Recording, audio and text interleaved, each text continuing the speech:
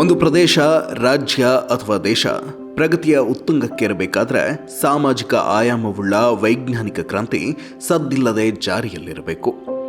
ಜನಜೀವನದ ಭಾಗವಾಗಿರುವ ಪರಿಸರ, ಕೃಷಿ, ನೀರಾವರಿ, ಆರೋಗ್ಯ, ಶಿಕ್ಷಣ, ವಸತಿ ಹೀಗೆ ಸಮಾಜದ ಪ್ರತಿ ಕ್ಷೇತ್ರ ಹಾಗೂ ವರ್ಗಗಳಲ್ಲಿನ ಮೂಲಭೂತ ಸಮಸ್ಯೆಗಳನ್ನು ವೈಜ್ಞಾನಿಕ ನೆಲೆಗಟ್ಟಿನಲ್ಲಿ ಗ್ರಹಿಸಿ ಅವುಗಳ ಕುರಿತು ಅಧ್ಯಯನ ನಡೆಸಿ ವಿಜ್ಞಾನ ಮತ್ತು ತಂತ್ರಜ್ಞಾನದ ಮೂಲಕ ಪರಿಹಾರ ಕಂಡುಕೊಳ್ಳುವುದು ಮತ್ತು ವಸ್ತುಸ್ಥಿತಿಗೆ ಅನುಗುಣವಾಗಿ ಆ ಪರಿಹಾರವನ್ನು ಕಾರ್ಯಗತಗೊಳಿಸುವುದು ಬಹುಮುಖ್ಯ. ಇದಕ್ಕಾಗಿ ವೈಜ್ಞಾನಿಕ ಸಂಸ್ಥೆಯೊಂದರ ಅಗತ್ಯತೆಯನ್ನು ಮನಗಂಡ ಸರ್ಕಾರ 1975ರಲ್ಲಿ ದೇಶದಲ್ಲೇ ಮೊಟ್ಟ ಮೊದಲ ವಿಜ್ಞಾನ ಮತ್ತು ತಂತ್ರಜ್ಞಾನ ಮಂಡಳಿಯನ್ನು ನಮ್ಮ ಕರ್ನಾಟಕದ ರಾಜಧಾನಿಯಾದ ಬೆಂಗಳೂರಿನ ಹೃದಯ ಭಾಗದಲ್ಲಿರುವ ಭಾರತೀಯ ವಿಜ್ಞಾನ ಸಂಸ್ಥೆಯ ಆವರಣದಲ್ಲಿ ಸ್ಥಾಪಿಸಿತು. ಪ್ರಸ್ತುತ 50 ವರ್ಷಗಳ ಸುವರ್ಣ ಮಹೋತ್ಸವಕ್ಕೆ ಸಾಕ್ಷಿಯಾಗಿರುವ ಈ ವಿಜ್ಞಾನ ಮತ್ತು ತಂತ್ರಜ್ಞಾನ ಮಂಡಳಿ ಪ್ರಗತಿಶೀಲ ಕರ್ನಾಟಕದ ಶಾಶ್ವತ ಸಂಕೇತ. 54 ಸದಸ್ಯರನ್ನು ಹೊಂದಿರುವ ಈ ವಿಜ್ಞಾನ ಮತ್ತು ತಂತ್ರಜ್ಞಾನ ಮಂಡಳಿ ಕರ್ನಾಟಕ ಸರ್ಕಾರದ ವಿಜ್ಞಾನ ಮತ್ತು ತಂತ್ರಜ್ಞಾನ ಇಲಾಖೆಯ ಅಡಿಯಲ್ಲಿ ಸ್ವಾಯತ್ತ ಸಂಸ್ಥೆಯಾಗಿ ಕಾರ್ಯನಿರ್ವಹಿಸುತ್ತದೆ. ರಾಜ್ಯದ ಮುಖ್ಯಮಂತ್ರಿಗಳು ಈ ಮಂಡಳಿಯ ಅಧ್ಯಕ್ಷರಾದರೆ ವಿಜ್ಞಾನ ಮತ್ತು ತಂತ್ರಜ್ಞಾನ ಸಚಿವರು ಉಪಾಧ್ಯಕ್ಷರಾಗಿದ್ದಾರೆ. ಭಾರತೀಯ ವಿಜ್ಞಾನ ಸಂಸ್ಥೆಯ ನಿರ್ದೇಶಕರು ಕಾರ್ಯಕಾರಿ ಸಮಿತಿಯ ಅಧ್ಯಕ್ಷರಾಗಿ ಕಾರ್ಯನಿರ್ವಹಿಸುತ್ತಿದ್ದಾರೆ. ಕಳೆದ 50 ವರ್ಷಗಳಿಂದ ಸರ್ಕಾರದ ವಿವಿಧ ಇಲಾಖೆಗಳ ಸಮನ್ವಯದೊಂದಿಗೆ ಸಂಪನ್ಮೂಲಗಳ ನಿರ್ವಹಣೆ, ಜನರ ಜೀವನ ಮಟ್ಟ ಸುಧಾರಣೆ ಸೇರಿದಂತೆ ಹಲವು ಆಯಾಮಗಳಲ್ಲಿ ಪ್ರತಿ ಹಂತದಲ್ಲೂ ವಿಜ್ಞಾನ ಮತ್ತು ತಂತ್ರಜ್ಞಾನದ ಬಳಕೆ ಮತ್ತು ಅಳವಡಿಕೆಯ ಮೂಲಕ ಮಂಡಳಿ ಒಂದೊಂದೇ ಮೈಲಿಗಲ್ಲುಗಳನ್ನು ಸೃಷ್ಟಿಸುತ್ತಾ ಬಂದಿದೆ. ನಾಡಿನ ಏಳಿಗೆಗಾಗಿ ಶುರುವಾದ KSCST ಕೇವಲ ರಾಜಧಾನಿಗೆ ಸೀಮಿತವಾಗಬಾರದು. ರಾಜ್ಯದ ಉದ್ದಗಲಕ್ಕೂ ಮಂಡಳಿಯ ಕಾರ್ಯವ್ಯಾಪ್ತಿ ವಿಸ್ತಾರಗೊಳ್ಳಬೇಕು, ಚಟುವಟಿಕೆಗಳ ವಿಕೇಂದ್ರೀಕರಣವೂ ಆಗಬೇಕು. ಆಗಲೇ ಜನಜೀವನಕ್ಕೆ ಹತ್ತಿರವಾಗಿ ಸಮಾಜದಲ್ಲಿ ಗುರುತರ ಮಾರ್ಪಾಡುಗಳನ್ನು ತರಲು ಸಾಧ್ಯ ಎಂದು ಜಿಲ್ಲಾ ಸಮಿತಿಗಳ ರಚನೆಗೆ ನಿರ್ಣಯವನ್ನು ಕೈಗೊಳ್ಳಲಾಯಿತು. ಚೋಲ ಯೋಜನೆಯ ಯಶಸ್ಸಿನಲ್ಲಿ KSCSTಯ ಪಾತ್ರವನ್ನು ಗುರುತಿಸಿ ಭಾರತ ಸರ್ಕಾರದ ministry of non conventional energy resources ರಾಷ್ಟ್ರೀಯ ಪ್ರಶಸ್ತಿಯನ್ನು ನೀಡಿ ಗೌರವಿಸಿದೆ. ಜಿಯೋಸ್ಪೇಷಿಯಲ್ ಎಕ್ಸಲೆನ್ಸಿಗಾಗಿ 2014ರಲ್ಲಿ ಅಂತಾರಾಷ್ಟ್ರೀಯ ಪ್ರಶಸ್ತಿ, 2022ರಲ್ಲಿ ಭಾರತ ಸರ್ಕಾರದ ವಿಜ್ಞಾನ ಮತ್ತು ತಂತ್ರಜ್ಞಾನ ಸಚಿವಾಲಯವು ಬೌದ್ಧಿಕ ಹಕ್ಕುಸ್ವಾಮ್ಯಗಳಿಗೆ ಸಂಬಂಧಿಸಿ KSCST ರೂಪಿಸಿದ ಕಾರ್ಯಕ್ರಮಗಳನ್ನು ಗುರುತಿಸಿ ನ್ಯಾಷನಲ್ IP ಅವಾರ್ಡ್ಸ್ ಪ್ರಶಸ್ತಿಯನ್ನು ನೀಡಿ ಗೌರವಿಸಿದೆ. ಮಾನ್ಯ ವಿಜ್ಞಾನ ಮತ್ತು ತಂತ್ರಜ್ಞಾನ ಸಚಿವರಾದ NS ಬೋಸರಾಜು ಅವರು ಕೂಡ ನಮ್ಮ ವಿಜ್ಞಾನ ಮತ್ತು ತಂತ್ರಜ್ಞಾನ ಮಂಡಳಿಗೆ ಭೇಟಿ ನೀಡಿ ಮಂಡಳಿಯ ಸಮಾಜಮುಖಿ ಕೆಲಸಗಳನ್ನು ವೀಕ್ಷಿಸಿ ಯೋಜನೆಗಳ ಪರಿಣಾಮಗಳನ್ನು ಮನಗಂಡು ಮೆಚ್ಚಿ ಶ್ಲಾಘಿಸಿದ್ದಾರೆ. The Karnataka State Council for Science and Technology, KSCST, an autonomous S&T organization under the Department of Science and Technology, Government of Karnataka, was established in the year 1975 as one of the first S&T councils in the country. Director Professor Satish Dhawan and the Chief Minister Sri Devaraj Aras were instrumental in setting up this through the initiatives of Dr. A.K.N. Reddy, who was a professor at IISc. Education, water, energy, housing, geospatial technologies, NRDMS are some of the sectors identified by KSCST to pursue research, development and dissemination of ideas, products, services and technologies with the support of the central government. During the 50 years of its existence, KSCST has been proactively engaging itself to identify, propose and implement S&T based solutions to local specific needs and problems. In association with other R&D institutions, KSCST has been executing many projects and programs aimed at improving socio-economic conditions of the people of the state. Over the years, a number of technologies have been translated from research and demonstration phase to the implementation and operational phase. KSCST provides support to the state government in formulation of S&T based policies, also supports central and state government in scientific surveys, project implementation, evaluation, coordination and monitoring, and organization of scientific meets and awareness programs. KSCST ಪರಿಚಯಿಸಿದ ಪರಿಣಾಮಕಾರಿ ಯೋಜನೆಗಳ ಪೈಕಿ natural resources data management system ಕೂಡ ಒಂದು. ಈ ಯೋಜನೆ ರಾಜ್ಯದ ಗ್ರಾಮೀಣ ಪ್ರದೇಶಗಳ ಅಭಿವೃದ್ಧಿಗೆ ವರದಾನವಾಗಿ ಪರಿಣಮಿಸಿತು. ರಾಜ್ಯದ ಎಲ್ಲಾ ಜಿಲ್ಲೆಗಳಲ್ಲಿರುವ ನೈಸರ್ಗಿಕ ಸಂಪನ್ಮೂಲಗಳ ದತ್ತಾಂಶವನ್ನು ನಿರ್ವಹಣೆ ಮಾಡುವ ಸಲುವಾಗಿ ಪ್ರತಿ ಜಿಲ್ಲೆಯಲ್ಲೂ NRDMS ಕೇಂದ್ರಗಳನ್ನು ಸ್ಥಾಪನೆ ಮಾಡಲಾಗಿದೆ. ಈ ಸಂಸ್ಥೆಗಳು ಆಯಾ ಜಿಲ್ಲೆಗಳ ಜಿಯೋಗ್ರಫಿಕಲ್ ಇನ್ಫಾರ್ಮೇಷನ್ ಸಿಸ್ಟಮ್ ಅನ್ನು ಆಧರಿಸಿ ಸೇವೆಗಳನ್ನು ಒದಗಿಸುತ್ತವೆ. ರಾಜ್ಯದ ಪ್ರತಿ ಹಳ್ಳಿಗಳ ಕುರಿತು ಸಂಪೂರ್ಣ ಮಾಹಿತಿಯನ್ನು ಒದಗಿಸುವ ಅದ್ಭುತವಾದ ವಿಲೇಜ್ ಇನ್ಫಾರ್ಮೇಷನ್ ಸಿಸ್ಟಮ್ ಅನ್ನು ಕೂಡ KSCST ಪರಿಚಯಿಸಿದೆ. ದಶಕಗಳ ಹಿಂದೆ ರಾಜ್ಯದ ಹಳ್ಳಿಗಾಡಿನ ಜನರು ಕುಡಿಯುವ ನೀರಿಗಾಗಿ ಕೆರೆ, ಕಟ್ಟೆ ಅಥವಾ ಬಾವಿಗಳನ್ನು ಅವಲಂಬಿಸಬೇಕಾದ ದುಸ್ಥಿತಿ ಇತ್ತು. 1977ರಲ್ಲಿ ಕುಡಿಯುವ ನೀರಿನ ವ್ಯವಸ್ಥೆಯನ್ನು ಸುಧಾರಿಸಿ ಹಳ್ಳಿಗಾಡಿನ ಜನರಿಗೆ ಶುದ್ಧ ಕುಡಿಯುವ ನೀರನ್ನು ಒದಗಿಸಲು ಮುಂದಡಿಯಿಟ್ಟ ಸರ್ಕಾರ ಯುನಿಸೆಫ್ ಮತ್ತು ವಿಶ್ವ ಆರೋಗ್ಯ ಸಂಸ್ಥೆಯ ಸಹಯೋಗದಲ್ಲಿ ರಾಜ್ಯದ ವಿವಿಧ ಭಾಗಗಳಲ್ಲಿ 9.60 ಕೋಟಿ ರೂಪಾಯಿಗಳ ವೆಚ್ಚದಲ್ಲಿ 10,000 ಕೊಳವೆ ಬಾವಿಗಳನ್ನು ಕೊರೆಸಿ 8,000 ಹ್ಯಾಂಡ್ ಪಂಪ್ಗಳನ್ನು ಸ್ಥಾಪಿಸಿತು. ಕಾಲಕ್ರಮೇಣ ಈ ಹ್ಯಾಂಡ್ ಪಂಪ್ಗಳ ಕಾರ್ಯನಿರ್ವಹಣೆ ಸ್ಥಗಿತಗೊಂಡಿತು. ಆ ಹಂತದಲ್ಲಿ ಎದುರಾದ ಸವಾಲುಗಳಿಗೆ ಪ್ರಯೋಗಾತ್ಮಕ ಪರಿಹಾರ ರೂಪಿಸಲು KSCST ಕಡಿಮೆ ಖರ್ಚಿನಲ್ಲಿ ಹ್ಯಾಂಡ್ ಪಂಪ್ಗಳಲ್ಲಿ ಸಣ್ಣ ಪುಟ್ಟ ಮಾರ್ಪಾಡುಗಳನ್ನು ತಂದಿತು. ಊರೂರಿಗೆ ತೆರಳಿ ಹ್ಯಾಂಡ್ ಪಂಪ್ಗಳನ್ನು ಹೇಗೆ ಬಳಸಬೇಕು ಎಂಬ ಬಗ್ಗೆ ಜನರಲ್ಲಿ ಜಾಗೃತಿ ಮೂಡಿಸುವ ಮೂಲಕ ಇಡೀ ಯೋಜನೆಯನ್ನು ಯಶಸ್ವಿಗೊಳಿಸಿತು. ರಾಜ್ಯ ಸರ್ಕಾರದ ಮಳೆ ನೀರು ಕೊಯ್ಲು ಮತ್ತು ಅಂತರ್ಜಲ ಮಟ್ಟ ಸುಧಾರಣಾ ನೀತಿಗಳನ್ನು ರೂಪಿಸುವಲ್ಲಿ KSCST ಮಹತ್ವದ ಪಾತ್ರವನ್ನು ವಹಿಸಿದೆ. ವಿಶೇಷವಾಗಿ ಮಳೆ ನೀರು ಕೊಯ್ಲು ಮಾಡುವುದು ಹೇಗೆ, ಮಾಳಿಗೆ ಮೇಲೆ ಬಿದ್ದ ನೀರನ್ನು ಸಂಗ್ರಹಿಸುವ ವಿಧಾನ, ವಿನ್ಯಾಸ, ಅದಕ್ಕೆ ಅಗತ್ಯವಿರುವ ಸಾಮಗ್ರಿಗಳು, ತಗಲುವ ವೆಚ್ಚ ಹೀಗೆ ವಿಸ್ತೃತ ಕಾರ್ಯಯೋಜನಾ ವರದಿಯನ್ನು ಸಿದ್ಧಪಡಿಸಿ ಹಲವು ಸರ್ಕಾರಿ ಸಂಸ್ಥೆ ಮತ್ತು ಕಚೇರಿಗಳಿಗೆ, ಖಾಸಗಿ ಸಂಘ ಸಂಸ್ಥೆಗಳಿಗೂ ನೀಡಲಾಗಿದೆ. ಆರ್ಕಿಟೆಕ್ಟ್ಗಳು, ಇಂಜಿನಿಯರ್ಗಳು, ಪ್ಲಂಬಿಂಗ್ ಕಾಂಟ್ರಾಕ್ಟರ್ಗಳ ಕಾರ್ಯಕ್ಷಮತೆಯನ್ನು ಹೆಚ್ಚಿಸಿ ಜಾಗೃತಿ ಮೂಡಿಸಲು KSCSTಯಿಂದ 89ಕ್ಕೂ ಹೆಚ್ಚು ಕಾರ್ಯಾಗಾರಗಳನ್ನು ನಡೆಸಲಾಗಿದೆ.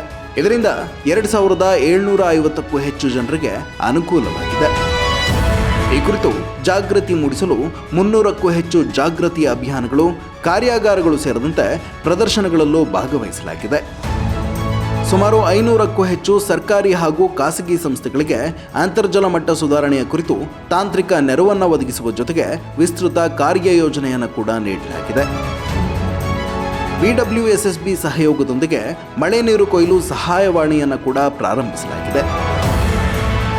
ಬೆಂಗಳೂರಿನ ಜಯನಗರದಲ್ಲಿ sir M Visvesvaraya rain water harvesting theme park ಸ್ಥಾಪನೆಯಲ್ಲೂ KSCSTಯ ಕೊಡುಗೆ ಇದೆ.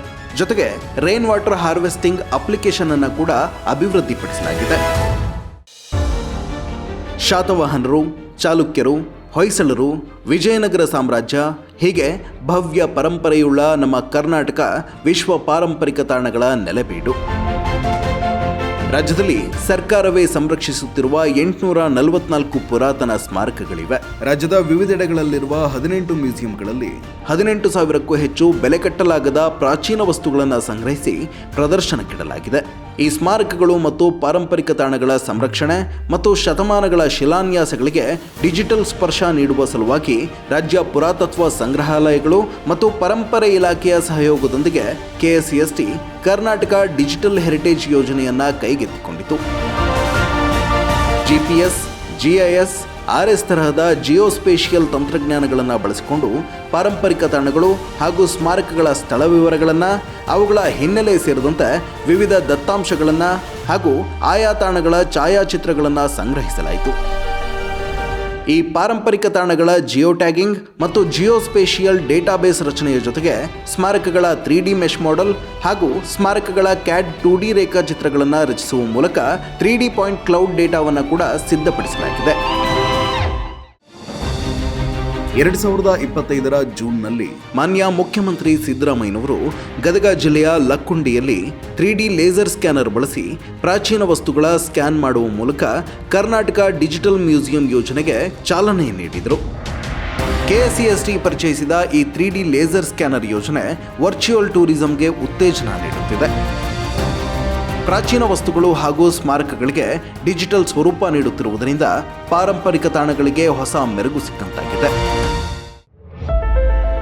ರಾಜ್ಯದ ಗ್ರಾಮೀಣ ಪ್ರದೇಶಗಳಲ್ಲಿನ 13,000ಕ್ಕೂ ಹೆಚ್ಚು ಕಲ್ಯಾಣಿಗಳು, ಕುಂಟೆ, ಕಟ್ಟೆ ಹಾಗೂ ಗೋಕಟ್ಟೆಗಳ ಜಿಯೋಸ್ಪೇಷಿಯಲ್ ಮ್ಯಾಪಿಂಗ್ ಮಾಡಿ ಅವುಗಳ ವಸ್ತುಸ್ಥಿತಿಯ ಬಗ್ಗೆ KSCST ವರದಿ ನೀಡಿತ್ತು. ಈ ವರದಿಯನ್ನು ಆಧರಿಸಿ ಜಲಾಮೃತ, ಜಲಶಕ್ತಿ ಅಭಿಯಾನ್ ಮತ್ತು ಮನ್ರೇಗಾದಂತಹ ಯೋಜನೆಗಳ ಮೂಲಕ ರಾಜ್ಯದ ಸಾವಿರಾರು ಸಾಂಪ್ರದಾಯಿಕ ನೀರಿನ ಆಗರಗಳ ಪುನರುಜ್ಜೀವನಕ್ಕೆ ಸರ್ಕಾರ ಮುಂದಾಗಿದೆ. ಪರಿಶಿಷ್ಟ ಜಾತಿ ಮತ್ತು ಪಂಗಡಗಳ ಸರ್ವತೋಮುಖ ಅಭಿವೃದ್ಧಿಗಾಗಿ ಮಂಡಳಿ ವಿಶೇಷ ಆದ್ಯತೆಯನ್ನ ನೀಡಿ ಪ್ರತ್ಯೇಕ SC/ST ಸೆಲ್ ಅನ್ನು ಸ್ಥಾಪಿಸಿದೆ. ಈ ಮೂಲಕ ಕಾಡಂಚಿನ ಬುಡಕಟ್ಟು ಜನರಿಗೆ ಸೋಲಾರ್ ಕಿಟ್ಗಳ ವಿತರಣೆ, ಆಧುನಿಕ ಬೇಸಾಯ ಪದ್ಧತಿಯ ಕುರಿತು ತರಬೇತಿ, ಬಿದಿರಿನ ಉಪ ಉತ್ಪನ್ನಗಳ ತಯಾರಿಕೆಯ ತರಬೇತಿ, HD ಕೋಟೆಯ ಜೇನು ಕುರುಬ, ಕಾಡು ಕುರುಬ ಸಮುದಾಯದ ಜನರಿಗೆ ಆಧುನಿಕ ಜೇನು ಕೃಷಿಯ ತರಬೇತಿ, ಅಕ್ಕಮಹಾದೇವಿ ಯೂನಿವರ್ಸಿಟಿಯಿಂದ SC/ST ಸಮುದಾಯಕ್ಕೆ ಸೇರಿದ ರಿಸರ್ಚ್ ಸ್ಕಾಲರ್ಗಳಿಗೆ ರಿಸರ್ಚ್ ಮೆಥಡಾಲಜಿಗೆ ಸಂಬಂಧಿಸಿದ ಕಾರ್ಯಾಗಾರ, ಪತ್ರಿಕೋದ್ಯಮ ವಿಭಾಗದಲ್ಲಿ ಪದವಿ ಹಾಗೂ ಸ್ನಾತಕೋತ್ತರ ಪದವಿ ಮುಗಿಸಿದ SC/ST ಸಮುದಾಯಕ್ಕೆ ಸೇರಿದ ಯುವಜನರಿಗೆ ವೃತ್ತಿಪರ ಕೋರ್ಸ್ಗಳಾದ ಆಂಕರಿಂಗ್, ಫೋಟೋಶಾಪ್, ಗ್ರಾಫಿಕ್ ಡಿಸೈನಿಂಗ್ ಸೇರಿದಂತೆ ವಿವಿಧ ಕೌಶಲ್ಯ ಆಧಾರಿತ ವೃತ್ತಿಪರ ತರಬೇತಿಗಳನ್ನು ನೀಡಲಾಗಿದೆ. ಮೈಸೂರು ಜಿಲ್ಲೆಯ ಹುಣಸೂರು ತಾಲೂಕಿನ ಆದಿವಾಸಿ ಯುವಕರಿಗೆ ಕಡಿಮೆ ಖರ್ಚಿನಲ್ಲಿ ಗುಣಮಟ್ಟದ ಗೃಹ ನಿರ್ಮಾಣದ ಲೋ ಕಾಸ್ಟ್ ಗುಡ್ ಕನ್ಸ್ಟ್ರಕ್ಷನ್ ತರಬೇತಿ, ಎಲೆಕ್ಟ್ರಿಷಿಯನ್ ತರಬೇತಿಗಳನ್ನು ಕೂಡ ನೀಡಲಾಗಿದೆ. ಸಮಾಜ ಕಲ್ಯಾಣ ಇಲಾಖೆಯ ಜೊತೆಗೂಡಿ ಇಂಡಿಯನ್ ಇನ್ಸ್ಟಿಟ್ಯೂಟ್ ಆಫ್ ಸೈನ್ಸ್ನಲ್ಲಿ ವಿವಿಧ ವಿಷಯಗಳ ಕುರಿತು PhD ಅಧ್ಯಯನವನ್ನು ನಡೆಸುತ್ತಿರುವ 30 ಮಂದಿ ರಿಸರ್ಚ್ ಸ್ಕಾಲರ್ಗಳನ್ನು ಬಳಸಿಕೊಂಡು ಕ್ರೈಸ್ ಅಡಿಯಲ್ಲಿ ರಾಜ್ಯಾದ್ಯಂತ ಕಾರ್ಯನಿರ್ವಹಿಸುತ್ತಿರುವ ಮೊರಾರ್ಜಿ ದೇಸಾಯಿ, ಕಿತ್ತೂರು ರಾಣಿ ಚೆನ್ನಮ್ಮ, ಡಾಕ್ಟರ್ ಅಂಬೇಡ್ಕರ್ ವಸತಿ ಶಾಲೆಗಳಲ್ಲಿ ವ್ಯಾಸಂಗ ಮಾಡುತ್ತಿರುವ SC/ST ಮತ್ತು ಹಿಂದುಳಿದ ವರ್ಗಗಳ ವಿದ್ಯಾರ್ಥಿಗಳಿಗೆ ಶಾಲಾ ಹಂತದಲ್ಲೇ ವಿಜ್ಞಾನದ ಬಗ್ಗೆ ಕುತೂಹಲವನ್ನು ಹೆಚ್ಚಿಸುವ ಸಲುವಾಗಿ ಮತ್ತು ಭವಿಷ್ಯದಲ್ಲಿ ಅವರು ವಿಜ್ಞಾನ ಕ್ಷೇತ್ರಕ್ಕೆ ಸಂಬಂಧಿಸಿದ ವಿಷಯದಲ್ಲೇ ಉನ್ನತ ಶಿಕ್ಷಣ ಪಡೆಯಲು ಪ್ರೋತ್ಸಾಹಿಸುವುದಕ್ಕಾಗಿ ಆಯಾ ವಸತಿ ಶಾಲೆಗಳಲ್ಲಿ ಫಿಸಿಕ್ಸ್, ಕೆಮಿಸ್ಟ್ರಿ ಮತ್ತು ಬಯಾಲಜಿಗೆ ಸಂಬಂಧಿಸಿದ ಪ್ರಯೋಗ ಕಾರ್ಯಕ್ರಮಗಳನ್ನು ಏರ್ಪಡಿಸಲಾಗಿತ್ತು. ನಾವು ಈ ಗುಂಪನ್ನು ಶುರು ಮಾಡಿದಾಗ ನಮ್ಮ ಮೂಲ ಗುರಿ ಏನಾಗಿತ್ತು ಅಂದರೆ ಗ್ರಾಮೀಣ ಶಾಲೆಗಳನ್ನು ತಲುಪಿ ಅಲ್ಲಿನ ವಿದ್ಯಾರ್ಥಿಗಳ ಜೊತೆ ಬೆರೆತು ಅವರಲ್ಲಿ ವಿಜ್ಞಾನದಲ್ಲಿ ಆಸಕ್ತಿಯನ್ನು ಬೆಳೆಸುವಂಥದ್ದು. ದೊಡ್ಡ ಚಾಲೆಂಜ್ ಆಗಿದ್ದು ಏನು ಅಂದರೆ ಈ ಗ್ರಾಮೀಣ ಶಾಲೆಗಳನ್ನು ಹೇಗೆ ತಲುಪೋದು ಅನ್ನೋದು. ಈ ನಿಟ್ಟಿನಲ್ಲಿ ನಾವು ಬೇರೆ ಬೇರೆ ಅಪಾರ್ಚುನಿಟೀಸನ್ನು ಹುಡುಕ್ತಾ ಇರಬೇಕಾದ್ರೆ ನಮ್ಮ ಸಹಾಯಕ್ಕೆ ಬಂದಿದ್ದು KSCST ಕಳೆದ 7-8 ವರ್ಷಗಳಿಂದ ಗ್ರಾಮೀಣ ಶಾಲೆಗಳನ್ನು ಗುರುತಿಸುವಲ್ಲಿ ಮತ್ತು ನಮ್ಮ ವಿದ್ಯಾರ್ಥಿಗಳು ಆ ಶಾಲೆಗೆ ತಲುಪೋದಕ್ಕೆ ಬಹಳ ಸಹಾಯ ಮಾಡ್ತಾ ಬಂದಿದೆ. So once the group of volunteers reaches the school, our first task is to help the students enjoy the science demonstrations that we are doing and to make them observant by giving hands-on experiments. For example, we will try to make a rainbow or magnetic field lines or even a human anatomy model, and then we ask them what they noticed. Based on their answers, we try to help them understand science through observation-based learning. Our role is not to teach them what's there in the syllabus. The teachers handle it pretty well, but it's to make them enjoy science and inculcate curiosity. I joined this particular program to fulfill my TA-ship requirement of the PMRF Research Fellowship, but I continued this under the motivation of the Nobel cause. Our motto is to establish a sustainable ecosystem which take care of these rural outreach activities in IISc and several other IITs. SFRI was founded in 2016, and since then KSCST is helping us in a really wonderful manner. With the help of KSCST only, we are able to reach out to the rural parts of Karnataka in a really sustainable manner. ಶಾಲಾ ಮಕ್ಕಳಲ್ಲಿ ವಿಜ್ಞಾನವನ್ನು ಪ್ರಚುರಪಡಿಸುವ ಈ ಕಾರ್ಯಕ್ರಮಕ್ಕೆ KSCST ವತಿಯಿಂದ ಅಗತ್ಯವಿದ್ದ ಎಲ್ಲ ಏರ್ಪಾಡುಗಳನ್ನು ಮಾಡಲಾಗಿತ್ತು. ವಿದ್ಯಾರ್ಥಿಗಳಲ್ಲಿ ವೈಜ್ಞಾನಿಕ ಮನೋಭಾವ, ವಿಜ್ಞಾನದ ಬಗೆಗಿನ ಆಸಕ್ತಿಯನ್ನು ಮೂಡಿಸಲು ಮಂಡಳಿಯು ವಿಜ್ಞಾನ ದರ್ಶನ ಕಾರ್ಯಕ್ರಮವನ್ನು ನಡೆಸುತ್ತಲೇ ಬಂದಿದೆ. ವಿದ್ಯಾರ್ಥಿಗಳು ವಿಜ್ಞಾನದೊಂದಿಗೆ ತೊಡಗಿಸಿಕೊಳ್ಳುವುದು, ತಂತ್ರಜ್ಞಾನದ ಬಳಕೆಯನ್ನು ಅರಿತುಕೊಳ್ಳುವುದು, ವಿಜ್ಞಾನಿಗಳು ಮತ್ತು ಸಮಾಜದ ನಡುವಿನ ಅಂತರವನ್ನು ಕಡಿಮೆ ಮಾಡುವುದು ಕಾರ್ಯಕ್ರಮದ ಪ್ರಮುಖ ಉದ್ದೇಶವಾಗಿದೆ. ಈ ನಿಟ್ಟಿನಲ್ಲಿ KSCSTಯು ರಾಜ್ಯದ ಪ್ರತಿಷ್ಠಿತ ಶೈಕ್ಷಣಿಕ ಮತ್ತು ವೈಜ್ಞಾನಿಕ ಸಂಶೋಧನಾ ಕೇಂದ್ರಗಳಿಗೆ ವಿದ್ಯಾರ್ಥಿಗಳನ್ನು ಕರೆದೊಯ್ದು ಅವರಿಗೆ ವಿಜ್ಞಾನ ಮತ್ತು ತಂತ್ರಜ್ಞಾನದ ಪ್ರಾಯೋಗಿಕ ಅಳವಡಿಕೆ ಹಾಗೂ ಬಳಕೆಯನ್ನು ಪರಿಚಯಿಸುತ್ತಿದೆ. ವಿಜ್ಞಾನ ದರ್ಶನ ಕಾರ್ಯಕ್ರಮದ ಮೂಲಕ ವಿದ್ಯಾರ್ಥಿಗಳು ಇಸ್ರೋ ಸ್ಯಾಟಲೈಟ್ ಸೆಂಟರ್, HILನ heritage museum, Lalbagh, sir M Visvesvaraya rain water harvesting theme park, Jawaharlal Nehru planetarium, Visvesvaraya industrial and technological museum, IISc science gallery, CV Raman research institute ಸೇರಿದಂತೆ ವಿವಿಧ ಸ್ಥಳಗಳಿಗೆ ಭೇಟಿ ನೀಡಿ ವಿಜ್ಞಾನ ಮತ್ತು ತಂತ್ರಜ್ಞಾನದ ಬಗ್ಗೆ ತಿಳಿದುಕೊಂಡಿದ್ದಾರೆ. ಅಂತೆಯೇ IIScಯ ಸಂಶೋಧನಕಾರರ ತಂಡವು ಪ್ರಯೋಗಗಳ ಮೂಲಕ ವಿದ್ಯಾರ್ಥಿಗಳಲ್ಲಿ ವೈಜ್ಞಾನಿಕ ಅರಿವು ಮೂಡಿಸುವ ಪ್ರಯತ್ನ ಮಾಡಿದ್ದಾರೆ. ವಿಜ್ಞಾನ ದರ್ಶನ ಕಾರ್ಯಕ್ರಮದ ಭಾಗವಾಗಿ ಅರುಣಾಚಲ ಪ್ರದೇಶದ 10 ಮಂದಿ ವಿದ್ಯಾರ್ಥಿಗಳು ಹಾಗೂ 5 ಬೋಧಕ ಸಿಬ್ಬಂದಿ 2018 ಜುಲೈ 19ರಿಂದ 21ರವರೆಗೆ ರಾಜ್ಯದ ಪ್ರತಿಷ್ಠಿತ ಶೈಕ್ಷಣಿಕ ಮತ್ತು ವೈಜ್ಞಾನಿಕ ಸಂಶೋಧನಾ ಕೇಂದ್ರಗಳಿಗೆ ಭೇಟಿ ನೀಡಿದರು. ಅಸ್ಸಾಂ ಸರ್ಕಾರ ಹಾಗೂ ವಿಜ್ಞಾನ, ತಂತ್ರಜ್ಞಾನ ಮತ್ತು ಹವಾಮಾನ ಬದಲಾವಣೆ ಇಲಾಖೆ ಅಸ್ಸಾಂ ಇದರ ಸಹಯೋಗದೊಂದಿಗೆ 2024ರ ಮೇ ಮತ್ತು 2025ರ ಆಗಸ್ಟ್ನಲ್ಲಿ KSCSTಯು ಅಸ್ಸಾಂನ ಪ್ರತಿಭಾನ್ವಿತ ವಿದ್ಯಾರ್ಥಿಗಳಿಗೆ ವಿಜ್ಞಾನ ದರ್ಶನ ಕಾರ್ಯಕ್ರಮವನ್ನು ಆಯೋಜಿಸಿತು. ಸುಮಾರು 200 ಜನರ ತಂಡ 2 ಹಂತಗಳಲ್ಲಿ ರಾಜ್ಯಕ್ಕೆ ಭೇಟಿ ನೀಡಿತ್ತು. KSCST ಮೇಘಾಲಯದ ವಿಜ್ಞಾನ, ತಂತ್ರಜ್ಞಾನ ಮತ್ತು ಪರಿಸರ ಮಂಡಳಿಯ ಜೊತೆಗೂಡಿ ಮೇಘಾಲಯದ ಗ್ರಾಮೀಣ ಪ್ರದೇಶದ ಆಯ್ದ ವಿದ್ಯಾರ್ಥಿಗಳು ಹಾಗೂ ಶಿಕ್ಷಕರಿಗೆ 2025ರ ಜನವರಿಯಲ್ಲಿ ವಿಜ್ಞಾನ ದರ್ಶನ ಕಾರ್ಯಕ್ರಮವನ್ನು 2 ಹಂತಗಳಲ್ಲಿ ಆಯೋಜಿಸಿತು. ಸುಮಾರು 150 ಜನರ ತಂಡವು 4 ಬ್ಯಾಚುಗಳಾಗಿ ರಾಜ್ಯಕ್ಕೆ ಭೇಟಿ ನೀಡಿತ್ತು.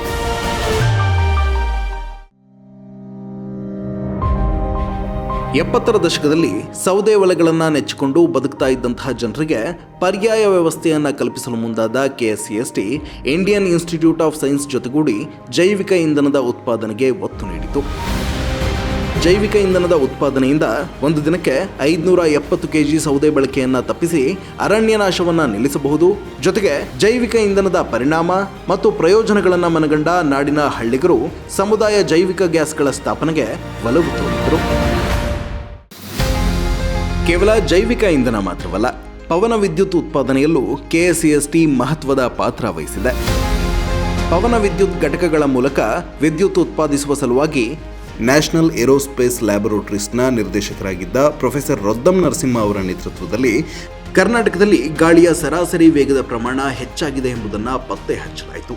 ಹೀಗೆ ಪವನ ವಿದ್ಯುತ್ ಉತ್ಪಾದನೆಯನ್ನ ಹೆಚ್ಚಿಸುವ ಸಲುವಾಗಿ ರಾಜ್ಯದ ವಿವಿಧೆಡೆಗಳಲ್ಲಿ ಪವನ ವಿದ್ಯುತ್ ಘಟಕಗಳ ಸ್ಥಾಪನೆಗೆ ಕಾರ್ಯಸಾಧುವಾದ ಸ್ಥಳಗಳನ್ನು ಗುರುತಿಸಿ ವಿಂಡ್ ಮ್ಯಾಪಿಂಗ್ ಮತ್ತು ಮಾನಿಟರಿಂಗ್ ಸ್ಟೇಷನ್ಗಳನ್ನು ನಿರ್ಮಿಸಲಾಯಿತು. ಈ ಅಧ್ಯಯನದ ಪರಿಣಾಮ ಸದ್ಯ ನಮ್ಮ ಕರ್ನಾಟಕದಲ್ಲಿ 5300 ಮೆಗಾವ್ಯಾಟ್ ವಿದ್ಯುತ್ ಉತ್ಪಾದನೆಯಾಗುತ್ತಿದೆ.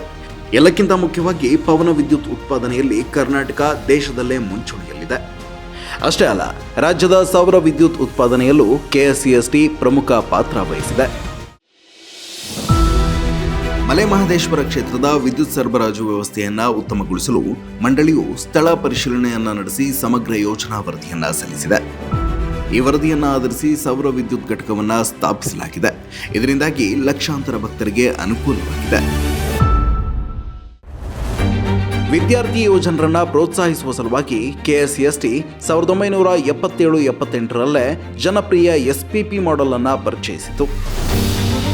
ಇಂಜಿನಿಯರಿಂಗ್, ಅಗ್ರಿಕಲ್ಚರ್ ಮತ್ತು ಸೈನ್ಸ್ ಸೇರಿದಂತೆ ವಿವಿಧ ವಿಭಾಗಗಳಲ್ಲಿ ವ್ಯಾಸಂಗ ಮಾಡುತ್ತಿರುವ ಕಾಲೇಜು ವಿದ್ಯಾರ್ಥಿಗಳಿಗೆ ತಮ್ಮ ಕ್ಷೇತ್ರದ ವಿಷಯಾಧಾರಿತ ಅಧ್ಯಯನ ನಡೆಸಿ ಪ್ರಾಜೆಕ್ಟ್ಗಳನ್ನು ರೂಪಿಸಲು KSCST ಪ್ರತಿ ವರ್ಷ ಆರ್ಥಿಕ ನೆರವನ್ನು ಒದಗಿಸುತ್ತಾ ಬಂದಿದೆ. ಈವರೆಗೆ 18,000 ವಿವಿಧ ಪ್ರಾಜೆಕ್ಟ್ಗಳಿಗೆ ಆರ್ಥಿಕ ಹಾಗೂ ತಾಂತ್ರಿಕ ನೆರವನ್ನು ಒದಗಿಸಿದೆ. ಹೀಗೆ ವಿದ್ಯಾರ್ಥಿಗಳಿಂದ ಸಿದ್ಧಗೊಂಡ ಆಯ್ದ ಪ್ರಾಜೆಕ್ಟ್ಗಳನ್ನು ಆನ್ಯುವಲ್ ಎಕ್ಸಿಬಿಷನ್ನಲ್ಲಿ ಪ್ರದರ್ಶನಕ್ಕಿಡುವುದರ ಜೊತೆಗೆ ಆ ಪೈಕಿ ಆಕರ್ಷಕ ಎನಿಸುವ ಪ್ರಾಜೆಕ್ಟ್ಗಳನ್ನು ಗುರುತಿಸಿ ಆಯಾ ಪ್ರಾಜೆಕ್ಟ್ಗಳನ್ನು ರೂಪಿಸಿದ ತಂಡಕ್ಕೆ ನಗದು ಬಹುಮಾನ ಮತ್ತು ಪ್ರಮಾಣ ಪತ್ರವನ್ನು ವಿತರಿಸಿ ವಿದ್ಯಾರ್ಥಿ ಯುವಜನರನ್ನ ಹೊಸ ಆವಿಷ್ಕಾರಗಳಿಗೆ ಪ್ರೇರೇಪಿಸುವ ಪರಿಪಾಠವನ್ನು KSCST ವ್ರತದಂತೆ ಪಾಲಿಸಿಕೊಂಡಿದೆ. ಇದರ ಜೊತೆಗೆ ಲರ್ನಿಂಗ್ ಸೆಂಟರ್ಗಳು ಹಾಗೂ ವರ್ಚುವಲ್ ಲ್ಯಾಬೊರೇಟರಿಗಳನ್ನು ಕೂಡ KSCST ಪರಿಚಯಿಸಿದೆ. ಕರ್ನಾಟಕ ಸರ್ಕಾರದ ವಿಜ್ಞಾನ ಮತ್ತು ತಂತ್ರಜ್ಞಾನ ಇಲಾಖೆ, REC, HAL, STWD ಮತ್ತು ಕ್ರೈಸ್ ಸಹಯೋಗದೊಂದಿಗೆ 600ಕ್ಕೂ ಹೆಚ್ಚು ಸರ್ಕಾರಿ ಹಾಗೂ ವಸತಿ ಶಾಲೆಗಳಲ್ಲಿ ವರ್ಚುವಲ್ ಲ್ಯಾಬ್ಗಳನ್ನು ಸ್ಥಾಪಿಸಲಾಗಿದೆ. ಇದರಿಂದಾಗಿ ರಾಜ್ಯದ ಗ್ರಾಮೀಣ ಭಾಗದ ವಿದ್ಯಾರ್ಥಿಗಳಿಗೆ ಡಿಜಿಟಲ್ ಎಜುಕೇಷನ್, ಎನಿಮೇಷನ್, AR/VR ಸಹಾಯದೊಂದಿಗೆ ಕ್ಲಿಷ್ಟಕರವಾದ ಪಠ್ಯಕ್ರಮವನ್ನು ಸುಲಭ ರೀತಿಯಲ್ಲಿ ಕಲಿಯಲು ಹೆಚ್ಚಿನ ಕೌಶಲ್ಯಗಳನ್ನು ಹೊಂದಲು ಸಹಾಯಕವಾಗಿದೆ. ಇದರ ಜೊತೆಗೆ ಹಲವಾರು ವಿದ್ಯಾರ್ಥಿ ಹಾಗೂ ಶಿಕ್ಷಕರಿಗೆ ಗಣಿತ, ವಿಜ್ಞಾನ ಹಾಗೂ ಇತರೆ ವಿಷಯಗಳ ಬಗ್ಗೆ ಕೌಶಲ್ಯ ವರ್ಧನೆಗೆ ತರಬೇತಿಗಳನ್ನು ಕೂಡ ನಡೆಸಲಾಗಿದೆ. 2023ರ ಆಗಸ್ಟ್ 23ರಂದು ಚಂದ್ರಯಾನ 3ರ ಉಡಾವಣೆ ಯಶಸ್ವಿಯಾಗಿ ಚಂದ್ರನ ಮೇಲೆ ದಕ್ಷಿಣ ಧ್ರುವದ ಬಳಿ ಶಿವಶಕ್ತಿ ಪಾಯಿಂಟ್ನಲ್ಲಿ ವಿಕ್ರಮ್ ಲ್ಯಾಂಡರ್ ಸುರಕ್ಷಿತವಾಗಿ ಲ್ಯಾಂಡ್ ಆಗಿ ಪ್ರಜ್ಞಾನ್ ರೋವರ್ ಅನ್ನು ಚಂದ್ರನ ಮೇಲ್ಮೈನಲ್ಲಿ ನಿಯೋಜಿಸುವಲ್ಲಿ ಯಶಸ್ವಿಯಾಯಿತು. ಈ ಈ ಐತಿಹಾಸಿಕ ಕ್ಷಣದ ಮಹತ್ವವನ್ನು ಸಾರಲು ಮತ್ತು ದೇಶದ ಯುವ ಪೀಳಿಗೆಗೆ ಬಾಹ್ಯಾಕಾಶ ತಂತ್ರಜ್ಞಾನದ ಬಗ್ಗೆ ಒಲವು ಮೂಡಿಸಲು ಹಾಗೂ ವಿಜ್ಞಾನದ ಬಗ್ಗೆ ಆಸಕ್ತಿಯುಳ್ಳ ಯುವಜನತೆಗೆ ಉತ್ತೇಜನ ನೀಡುವ ಸಲುವಾಗಿ KSCST ಪ್ರತಿ ವರ್ಷ ಆಗಸ್ಟ್ 23ರ ದಿನವನ್ನು ರಾಷ್ಟ್ರೀಯ ಬಾಹ್ಯಾಕಾಶ ದಿನವನ್ನಾಗಿ ಆಚರಿಸುತ್ತದೆ.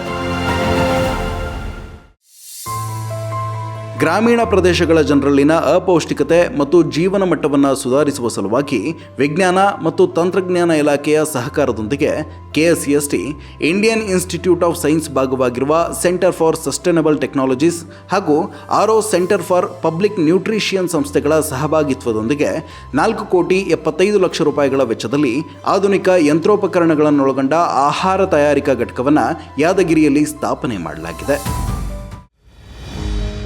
ರಾಜ್ಯದ ಆದಿವಾಸಿ ಮತ್ತು ಪರಿಶಿಷ್ಟ ಪಂಗಡಗಳ ಜನರು ತಮ್ಮ ಸುತ್ತಲಿನ ವಾತಾವರಣದಲ್ಲಿ ಕೈಗೆಟುಕುವ ಮರದೇತರ ಅರಣ್ಯ ಉತ್ಪನ್ನಗಳನ್ನು ಸಂಗ್ರಹಿಸಿ ಅವುಗಳನ್ನು ಮಾರಾಟ ಮಾಡಿ ಸುಸ್ಥಿರ ಬದುಕನ್ನು ಕಟ್ಟಿಕೊಳ್ಳಲು ನೆರವಾಗುವ ಸಲುವಾಗಿ ಭಾರತ ಸರ್ಕಾರದ ಬುಡಕಟ್ಟು ವ್ಯವಹಾರಗಳ ಸಚಿವಾಲಯ ಮತ್ತು ಪರಿಶಿಷ್ಟ ಪಂಗಡಗಳ ಕಲ್ಯಾಣ ಇಲಾಖೆ ಹಾಗೂ ರಾಜ್ಯ ಸರ್ಕಾರ ಜೊತೆಗೂಡಿ non timber forest product collection enterprises ಯೋಜನೆಯನ್ನು ರೂಪಿಸಿದ್ದು GKVK ಸೇರಿದಂತೆ ವಿವಿಧ ಸಂಸ್ಥೆಗಳ ಸಹಕಾರದೊಂದಿಗೆ KSCST ಈ ಯೋಜನೆಯನ್ನ ಕಾರ್ಯರೂಪಕ್ಕೆ ತಂದಿದೆ.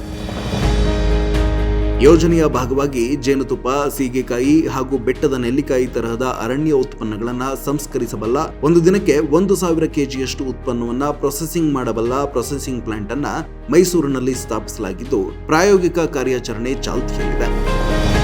ಚಿಕ್ಕಮಗಳೂರು ಜಿಲ್ಲೆಯ ಕೊಪ್ಪ ತಾಲೂಕಿನಲ್ಲೂ ಇದೇ ರೀತಿಯಲ್ಲಿ ಜೇನುತುಪ್ಪ ಮತ್ತು ಸೀಗೆಕಾಯಿ ಸಂಸ್ಕರಣಾ ಘಟಕವನ್ನು ತೆರೆಯಲಾಗಿದೆ. ಬುಡಕಟ್ಟು ಜನರ ಹಿತ ಕಾಯುವ ಸಲುವಾಗಿ ಅವರು ಸಂಗ್ರಹಿಸಿ ತರುವ ಅರಣ್ಯ ಉತ್ಪನ್ನಗಳಿಗೆ ಕನಿಷ್ಠ ಬೆಂಬಲ ಬೆಲೆಯನ್ನು ಕೂಡ ಒದಗಿಸಲಾಗುತ್ತದೆ.